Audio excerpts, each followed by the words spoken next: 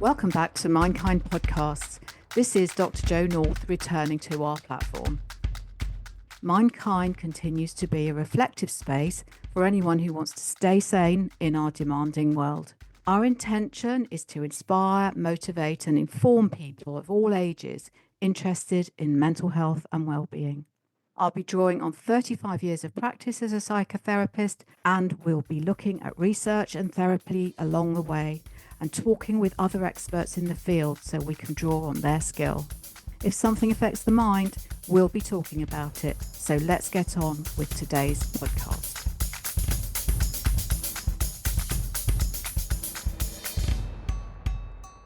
Hi, it's Jo here again, and I'm talking with you this week about relationship counselling with my friend and colleague, Dr. Sara Riley.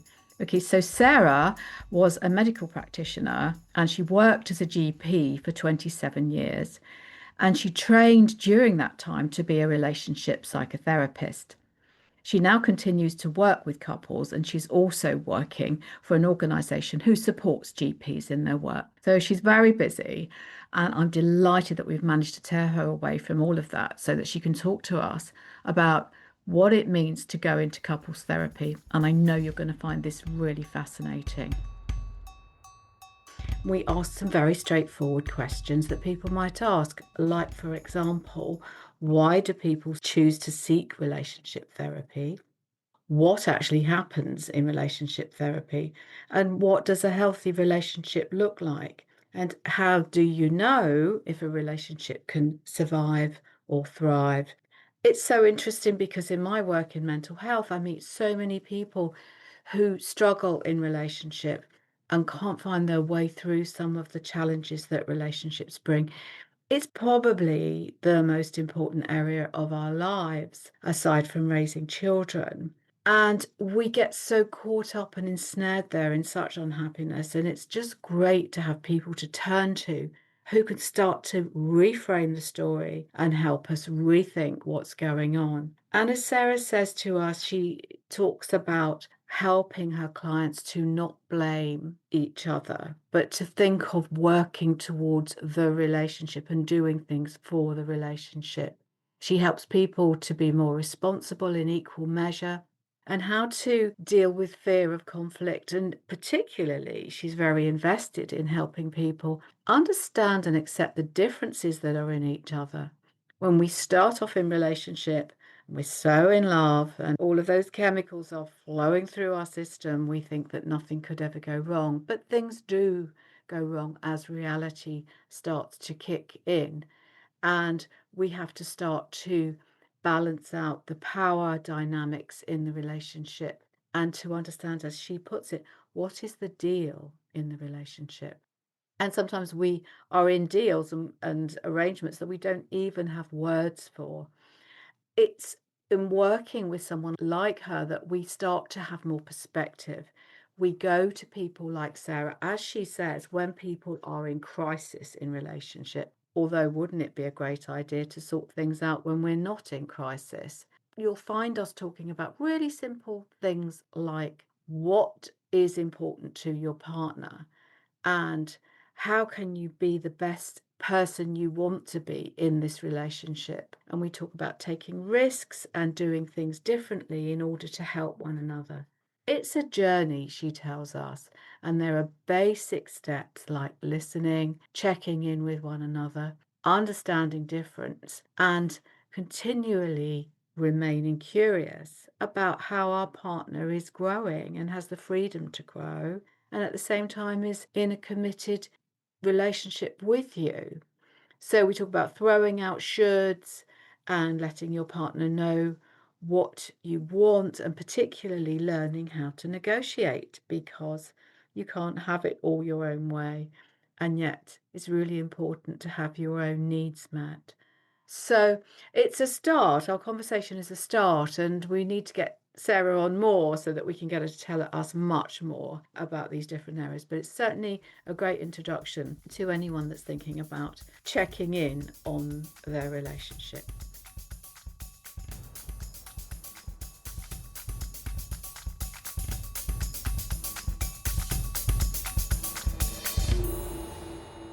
Hi, Sarah. How nice of you. Oh, you too. So good to have you with us today. And I know that you're really busy in your work. And so it was good to get you here. And we're going to talk to you today about relationships counselling. This is your field. Hmm. And I find it so fascinating. It's not something that I do a lot, although I do family work, but I love your focus on relationships. So we're going to ask you all about that today. So people have written in with their questions and, well, how does this work, basically? So our first question is, why would people decide to seek relationship therapy, do you think, Sarah? So, my experience of that is that people come when they're in crisis. I have actually had in my years of experience a couple of couples who've come pre marriage or have come when they're thinking of having a baby. But most couples come when they really feel as though they've hit rock bottom. Okay. And that's absolutely what the work is about. But also, I suppose at this point, I wanted to say something about, relationships generally. All relationships need attending to and thinking about from time to time. So I was really interested to work with the couples that came in a very proactive way. We're getting married and we're having a baby. How should we be thinking about that? And they had one or two questions. So I think there's an arena there for people to, a bit like sort of, I always say to clients about personal training, think about what you want to cover in anticipation. If you want to start going to the gym, you're not suddenly going to hit the ground running and do a marathon. You're going to think about exactly what you want to train for in a very proactive way. Yeah. But 99% of the work is people who are in crisis, which is absolutely Okay. what it's about. Yeah, yeah. I mean, that's very interesting, isn't it? Do you think there might be a trend developing for people to say maybe we need like some sessions to just reflect on how our relationship might be? It must be really hard work to start from the position of crisis for you, but do you think there might ever develop a trend where people will say, oh, it's a good idea to think about stuff? Well, I hope so, because as I started to talk about, every relationship needs looking at from time to time, even friendships you've known for a while. If there have been changes in the nature of that relationship, you might begin to think about the relationship and think, well, where is this going? I feel more invested in it than they do, or I feel as though I'm doing all the work, or I feel as though that our relationship only has a certain area. So it could be that you just do sports together and maybe you want to do more of that, but the other person doesn't. So any relationship, I think, needs thinking about from time to time when we're not in crisis. So I would hope that would be a trend, but it's not something that I'm seeing regularly, as I mentioned at the beginning. Yeah. We have a saying in one of the models of work that I work with. We say, strike when the iron is cold. Yes, that's exactly right. Yeah. What a good Yeah. phrase. Is Yeah. it sort of kind of get your muscles a little bit ready Mm, for, because I think the thing is that relationships will always test you, mm. you know. Um, Always. Romantic relationships and intimate relationships are the most testing, but also give the most incredible opportunity for individual development and for the couple development. I mean, that's what I love about the work. The change that can come about, I still find extraordinary whenever I work with a couple. yeah, I know, and I know that you're very, very keen and very committed to your work. But I think that for ordinary people walking in the door for a Mm, session with you, mm. they are going to be asking themselves what actually happens. And I bet they're terrified. Yes, I'm sure. I'm sure. I think whenever we seek help, we make ourselves quite vulnerable, and that is not a very comfortable place to be in. So when a couple comes to consult with me for the first time, we sometimes have had a very brief telephone call before just to get a bit of an idea about the highlights really of what they're looking for in the work. But the first thing I say to them is, going back to my sort of physical analogy, it's important to get someone you can work with. So the first thing is to make sure that they're prepared to see perhaps a couple of relationship therapists, or if they've seen a couple already, to think about whether they and I can work together. And I do the same, because it's important that you can feel there is a connection there and ability to work together. And then I explain to them that the important thing about relationship work is the fact that the client is the relationship. So it is not about looking for siding with one or other individual. But when I think about the work we're doing together, it's a relationship in the middle of them. This is the dynamic I'm looking at, is what I'm working with. I also explained that, the space isn't about blame or fault. I'm not there to do any of that, but it's to really try and help them gain a deeper understanding of why they've come at this particular time and what are potentially the difficulties related to in their lives, what's brought them here and the why. That's a very interesting idea that you're putting in there, that the relationship itself, the sum total of the couple, is actually what you're looking at. I mean, that's very curious. Can you just say Mm, a little bit more about that? Because I think it might quite hard to conceptualize, really. I think it is because, Mm, and it's only when we start getting into the work that that becomes a bit clearer for couples, mm, which is that in a relationship, there's two people, and those two people have their individual way of being and their individual makeup and their individual helpful behaviors and their individual less helpful behaviors. And it's when those two bits come together to form the couple, that bit in the middle, that healthy, helpful, satisfying, comfortable, exciting, all those things we look for in a relationship. It's when those two bits of them meet, that's what causes the relationship. yeah. And it's those elements that I'm working with. I sometimes compare it to a soup, really. You might have carrots and onions in different bowls, and they all have their individual flavors and tastes and textures. But you put them together with a bit more interesting ingredients as well, and you suddenly get something very different. So Yeah. bringing people together, you can get something very different. Yeah. Something delicious and workable, I suppose. Yes, Yeah. nourishing and Um, all the other metaphors we can think about it. Well, absolutely. It's such a complicated thing. And what I notice in my work, 'cause I do a lot of work with individual people, Mm, if their relationships are unsettled, it frequently will cause stress and distress and anxiety, and actually sort of provoke, mental health mm, problems. yeah. And so it's such an important place to be able to look to find, I suppose, peace and resolution. Yes. And a lot of people in couple relationships are quite excited about the changes that happen to them individually, because there's no doubt when people, individuals, couples come to work, there is a definite sense that they both think the other is more at fault or is more to blame. And it's only through the work that they really understand the responsibility in equal measures most of the time that they have, unless it's a relationship that is extremely unhealthy. But even then, there is a dynamic between the individuals that makes Yeah. them stay in that relationship. Yeah.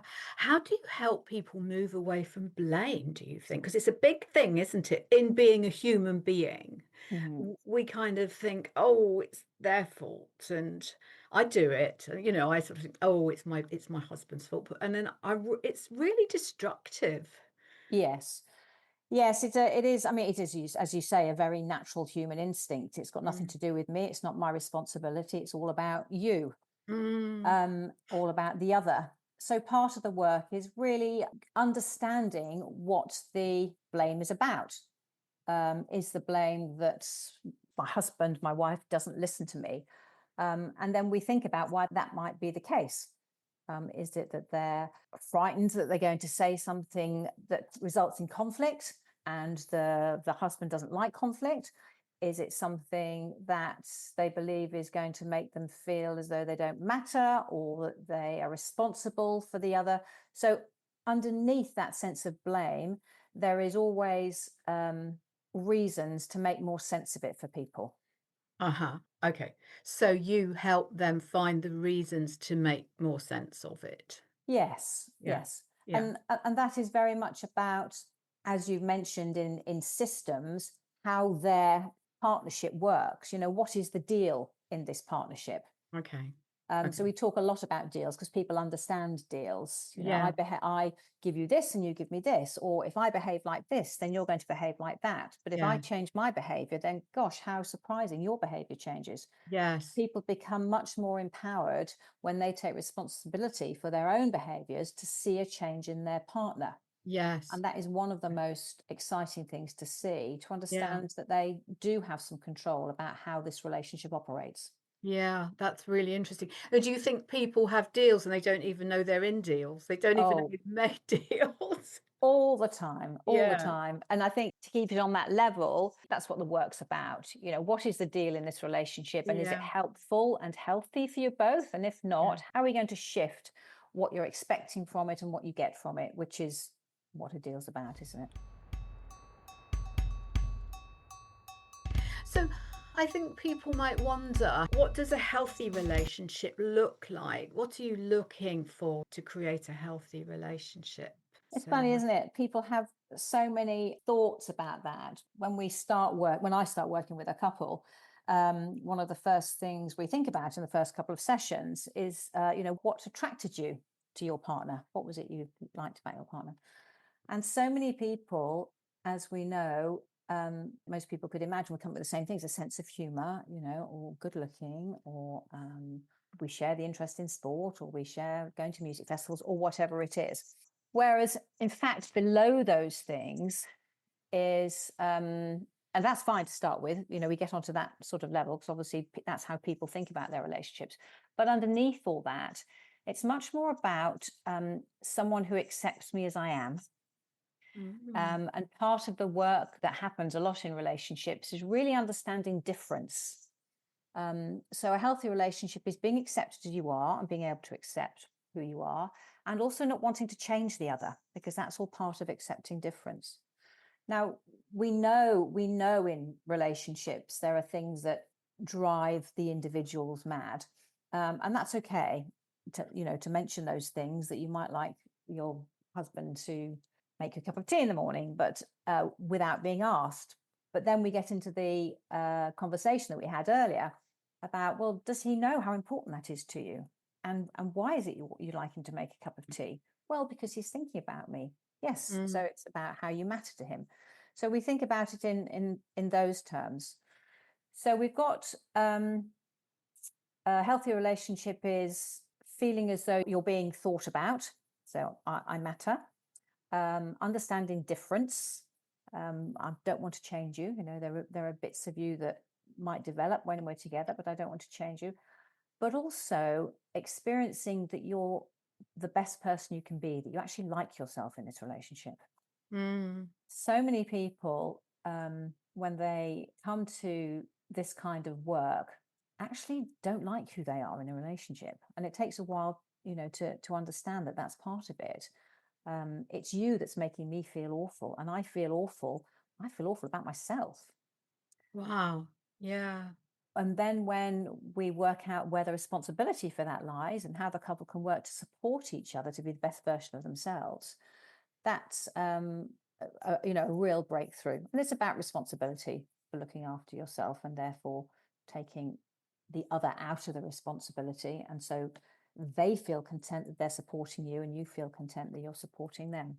Yeah, so you want to see a kind of thriving person, don't you? And I think somehow, do you think that means taking risks sometimes? So you have to take risks, don't you? And you have to say, I now want this aspect of myself to be in our relationship. I am this person. It feels very risky somehow. I think it does. And Mm. particularly when we're trying to, within the space that we work, particularly when the couple are trying to change things, because they will have been used to a certain deal, a certain way of working for decades, often, Mm. Mm. 30, 40 years. And Wow. suddenly they're being given the opportunity and the experience that things could be different. Mm. And often they haven't really thought about what that looks like. Yeah. They may have some fantasy or some imaginings about what the perfect relationship is, but often it's something that's come from outside. But when you really work with them, sometimes their idea of a good enough relationship, which is close enough to perfect for them, is very different from what they imagined. Can you give an example of that? that, obviously you and I don't talk about our clients, but No. we can draw on examples. Yes, to explain it a bit more. Yes, I Yes. can. So, if we think about a couple where the woman may be a professional woman and quite assertive, and she's always feeling as though she's doing all the doing, and I'm sure you come across a lot of women like that in your world, and I do. She's always doing all the doing, and so she believes that she might want an individual or a man that is able to look after her. Now, that's fine.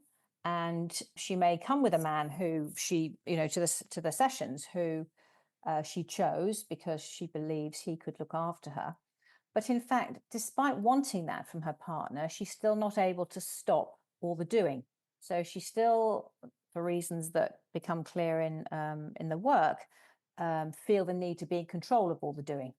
So it's Yeah. only when we get to that understanding that that can suddenly, for her husband or her partner, suddenly make them realize why she's like she is. And there are very complex reasons as to why that is.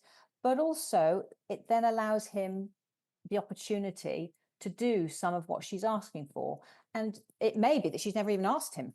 She's never said, "Will you make me a cup of tea in the morning? Because it really makes me feel as though you're thinking about me. And that would be so Mm, great." mm, And you can see how that kind of feedback, although it feels a bit artificial in the first place, and those are just mhm. my words, it could be something like, "Gosh, you make a fantastic cup of tea." It can reinforce and build up the husband's sense of, "Gosh, I'm doing something right," because everyone wants to do things right for their partner. They want to make their partner happy. Yes. Well, I think that's a very good point, isn't it? First of all, that doing woman does sound a bit like me. Oh, I think it sounds like most professional women we know. I think Yeah. we've So all like been there, and all our friends are there.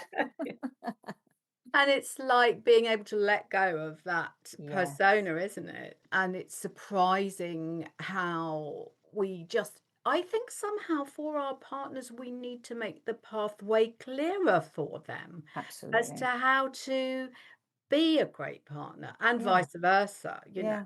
It's just like sometimes we have to sort of really support people to get it right for us. Course. I mean, Yeah. another common thing. I'm relating that, as you know, you said it sounds like you, and similarly, another common sort of complaint, I suppose it is in the first instance, is again when one partner says, "Well, it's my birthday, and I like to have presents, and he should know what I want."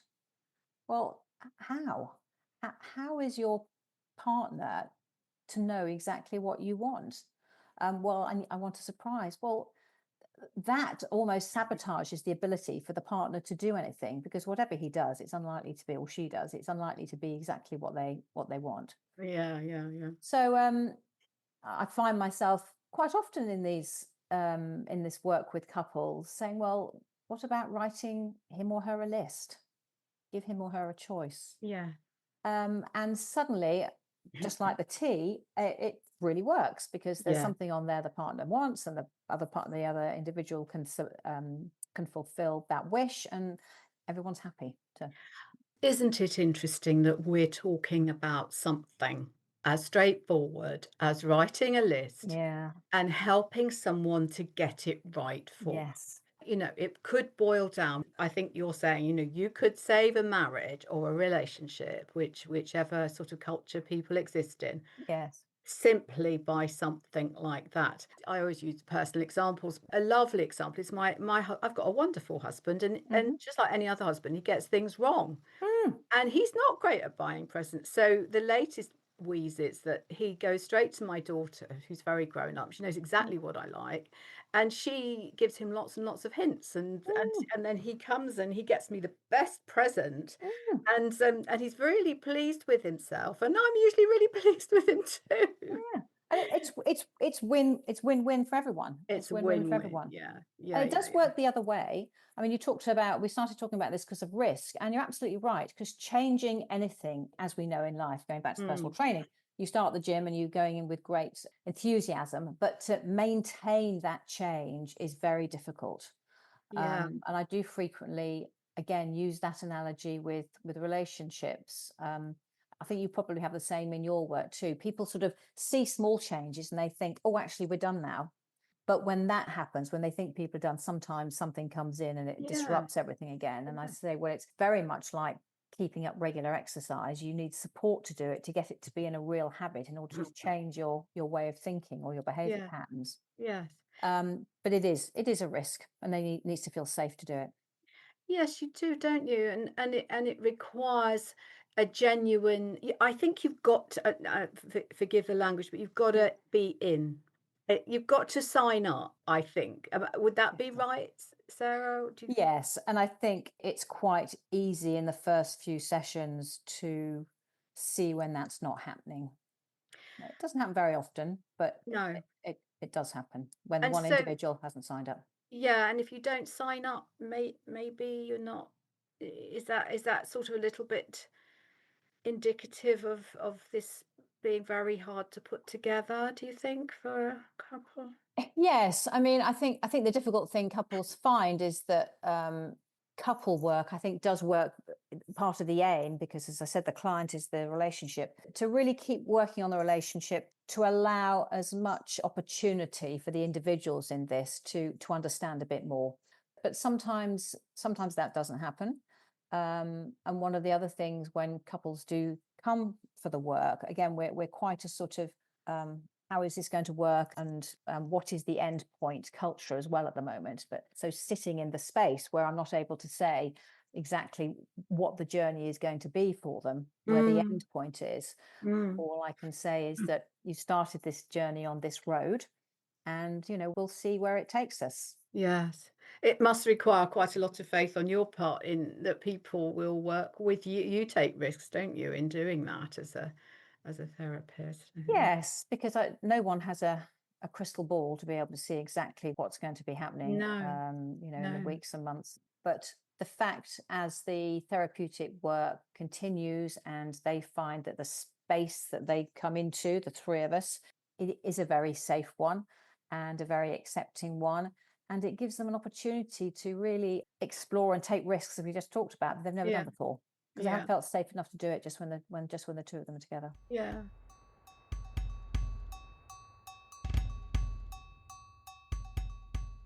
If we're thinking about how to build a healthier relationship, and if you were to think of some very basic steps to help people build a thriving relationship, and it's hard to do because everyone's so very different, but if you were to give three basic steps to build a thriving relationship, what do you think that would be? So I think one of the main things is listening. And people always say that, don't they? Mm, But we can all listen to somebody, but how much do we really hear what they're saying? And again, that's a mm, bit of a cliche, we say that. So I use a mixture of tools really in the work. Psychotherapy, particularly in the past, used to be quite rigid in its structure. But my medical experience too has made me understand different individuals need very, very different approaches. So we sometimes use some very behavioral, really concrete tools, as you said. So one of them is this listening and checking in. So hearing somebody, let's take the birthday thing. What would you like for your birthday? Oh, I don't know, you choose. So you're asking me to choose something for your birthday. Uh, yes, well, how do I know what to choose? Oh, so you don't know what to choose. Now, I mean, it sounds a bit mechanical, but just yeah, feeding back what you've heard, support your partner to understand, one, your difficulties, and potentially in this case, the challenges that you've given them. Checking in is really important. yes. So a bit like the tests of Hercules, isn't it? Yes, It's like- absolutely. So Yeah. what listening and checking in. Listening and checking in. And I started by mentioning quite early on in our conversation about difference. Yeah. And again, a personal experience when I was training, we had I think it was a whole weekend training session on difference. And I thought, well, I know what difference is. I know when people are different. Of course I do. But it was one of the most insightful and powerful training sessions I had, to really, really understand. We often don't know why we behave in the way we do Yeah. ourselves. Yeah. How can we possibly understand what's going on for other people? Yeah.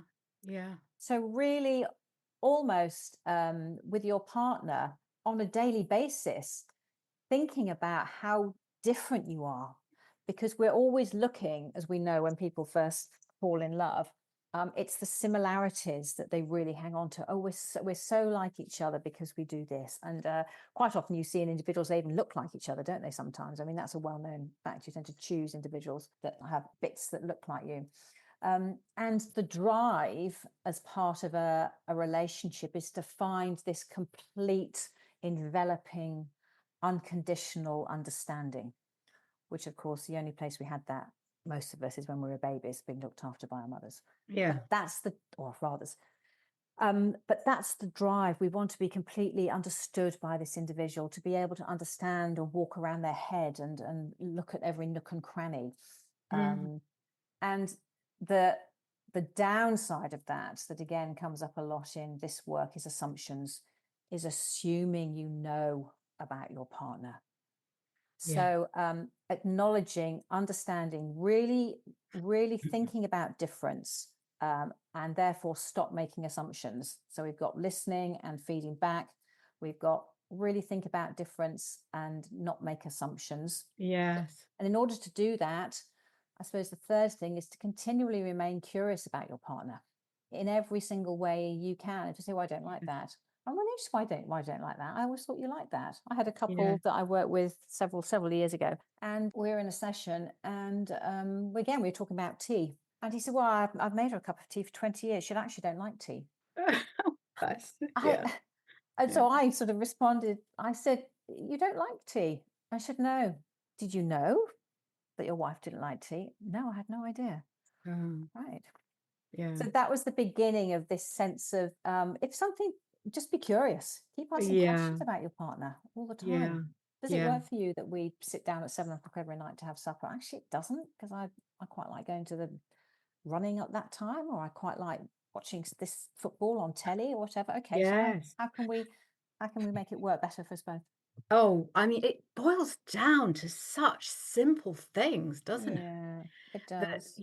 a couple could walk round a supermarket with a trolley and spend a couple of hours discussing the different foods that they Mm, like, and get to know something really mm, easily. mm, And I don't know if a lot of my work at the moment, Sarah, it involves the sort of circadian rhythm, the body mind connection with the self. A lot of my work that mm, I'm doing with people is helping them mm, connect with themselves better, mm, and mm, through eating patterns, and I think more and more in my field things are leaning towards this sort of natural circadian rhythm. mhm. Well, I don't know if that's sort of creeping into couples work, but I bet it's something there in the background, sleeping patterns, eating patterns, Mm, mm, digesting patterns. mm. um I I mean, all the above. I think yeah, before we started to, as you say, think more about how mind and body was connected,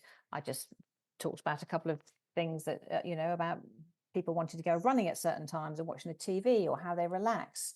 And yes, it would be extremely unlikely if a couple have exactly the same rhythms when they yeah, feel energetic and when they don't. yeah, And quite often you get couples that say, I'm an early bird and I'm a night owl. yeah, And well, that's fine, because that means you can get up. I quite often get up very early before my husband's up, and he stays up at night chilling out, yeah, watching what he wants to do. yeah, And as long as that doesn't feel threatening, but couples sometimes find that threatening because it means, well, there's stuff that we should is another word that mm, needs to go out of relationships, really. mm, Neither mm, of you should do anything. mm, You come into relationships, as we said early on, to be the best version of yourself and to support your partner to be the best version of themselves. mm, But the shoulds are quite often linked to, you should be like me, or we should be like each other, yeah. rather than allowing for the individual bits of the couple to still be thriving by themselves, not necessarily coupled up the whole time. Yeah, well, absolutely. And I was just listening to Tony Robbins, who who's a Mm, globally renowned coach, and he was mm, talking about relationships and says, in his view, a great relationship starts with being able to love and accept yourself in the first completely, completely. instance, isn't it? Because if Mm, you can't sort of say yes to yourself, you can't really say yes to someone else or let them know who you are or how you are.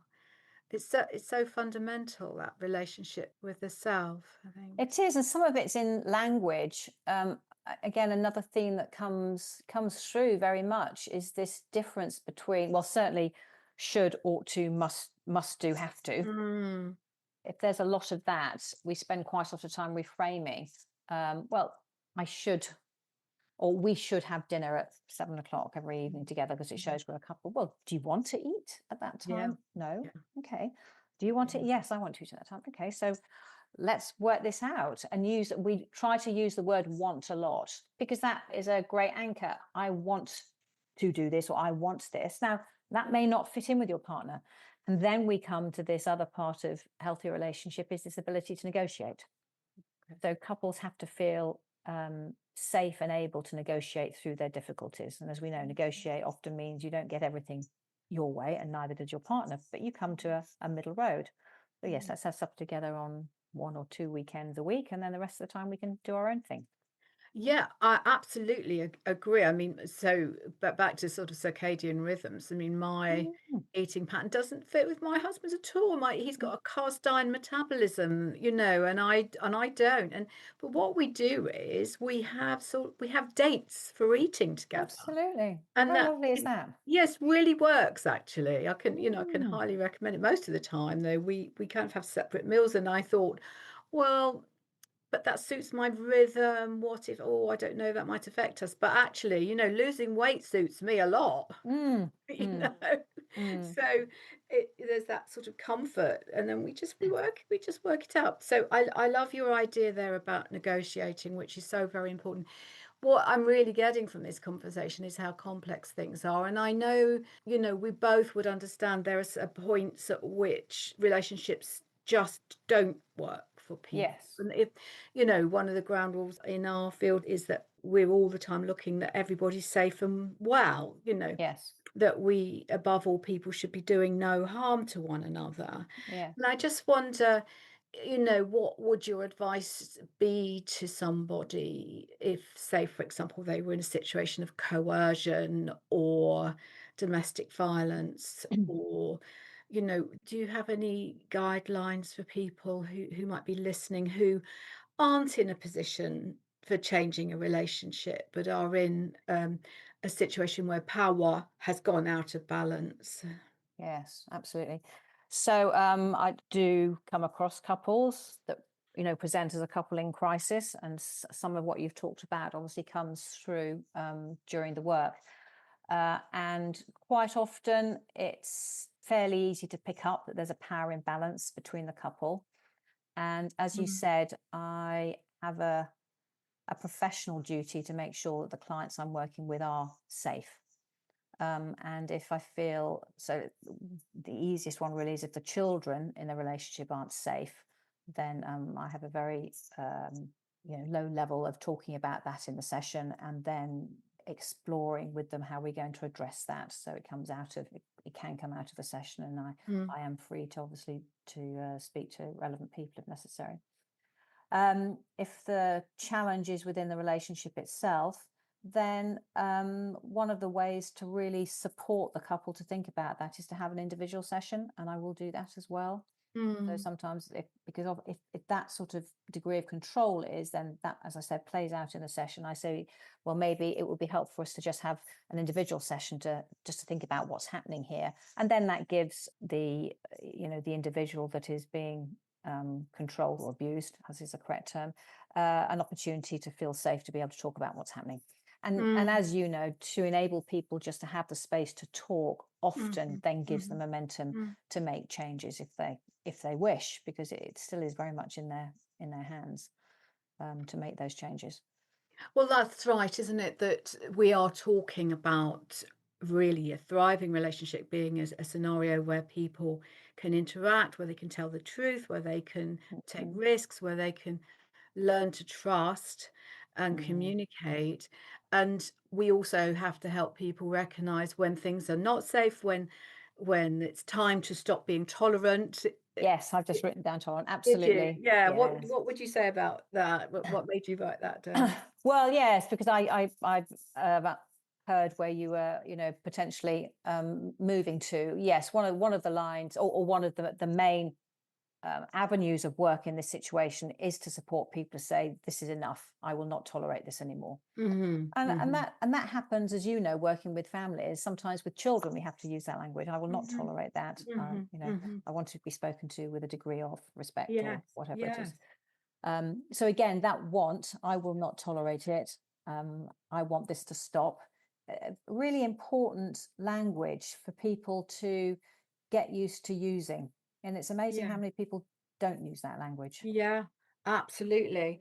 And I guess, that sometimes in couples, people need to be clear about what the red lines are, don't they? And Completely. some, if we don't make that clear to another, that is going to be a red line, so, then we aren't helping it to go right, but we also need to know for ourselves what a red line is in terms of getting in and getting out of relationship. Yes, and I think you're absolutely right. In the sort of relationships we're talking about, um, the the reality of a situation is sometimes very difficult for the people in it to see. It will be all right when there's Yeah, no more alcohol in the relationship, then it will be fine. It will be all right if there's no yeah. more physical violence in the relationship, and he or she said it's going to stop, and and really supporting them to do a reality check. This has been going on for 15 years, and what is it in do you believe is going to make things change? Well, I think you've said something so important there, which is that people come into a therapeutic scenario because they want you to observe and see what they cannot see for themselves. And it's so Yes. easy not to be able to see. It's like, so like we always used to use the saying that the goldfish is the last to know about water, Yeah. Yeah. It's just Absolutely. like people were saying to you, can you see Yes. and help us see Yes. this environment, the context of our lives so that, we can put stuff straight. Yes, or we are empowered to make whatever decisions we know we need to make or we want to make, but we're not able to do it. Yeah, That is to help them to make those yeah. decisions as well. Yeah, so it's looking like really in the course of your work, you're giving the opportunity and the conditions for people to just feel more hopeful about change. Do you think that could be true? Yes, I think it is. And I think psychotherapy, as we know, has moved on significantly over the past 30 years. Because people are very curious about how just talking can make changes. But we do know now that we can do neuroimaging of brain pathways, and we know that a therapeutic environment can actually change ways of thinking. And although the triggers for our old behaviors will still be with us, like if somebody has asthma, they will still have asthma, and they will still need to treat it regularly or still need to pay attention to it, but they can manage it a lot better. So when people have experienced new tools and new ways of being that give them a much more positive experience of their relationship, then they tend to have choices then. So whereas previously, if they were, and a good one to think about is sort of, you know, cart road rage, instead of being triggered and reacting, they now know that if they respond to their partner in a different way, they will get a different response. So, i.e., there's no point in getting angry about something. It's much more helpful to say, I'm feeling really anxious at the moment about this and I need some time to think about it, or can we talk about it, or whatever the response needs to be. So they have options. That's the main thing. We've changed the emotional response into a thinking. Yeah, I think it's really important, isn't it, to really emphasize the scientific evidence that Yes. brain pathways can change Yes. given the opportunity to be informed and to be given a signpost and to be given the opportunity to think in a different way. I think in your work you're saying that's such an important aspect of couples work. And then actually to be able to experience it, as I said when Yeah. I came in, to see in the work, to see when three of us are working together, expressions on clients' faces when they've never thought about this way of thinking about their situation before. Yeah. And sort of see the light go on or the experience, gosh, I'd never thought about it in that way. And therefore, that something different has fired off in a different place. And And so that, it's yeah, about picking up on that and repeating that message again and again. And it always comes up again in various ways. So it's very exciting and humbling work to be part of, to see people change like that. sounds like that's a huge driver for you. And Mm. I know also that in your work, you work with a very diverse range of people in the community. And I know that's very inspiring for you to see different couples in different contexts. And Oh, absolutely. I think, the message about this is relationships are, stating the obvious, are so individual. yeah, And the makeup of couple relationships is huge. And if it works for the two individuals, that's all that matters. yeah, That's the driver to work with a huge range of different individuals, is that yeah, they're coming together because they found someone that they believe can be their someone. yes. And if I can help them to reach that point, then that's what the work's all about. Oh, I think that's a lovely thing. I'm going to take that away. They've chosen someone to be their someone. Oh, what a lovely thing to say. Thank Oh, you. it's Thank you. good to talk to you, Sarah Riley. Thank And you so you, much for sharing Jo. your work Yeah. with us. Not Yeah, at all. It's been yeah, fun talking to you today. cool. Thank you.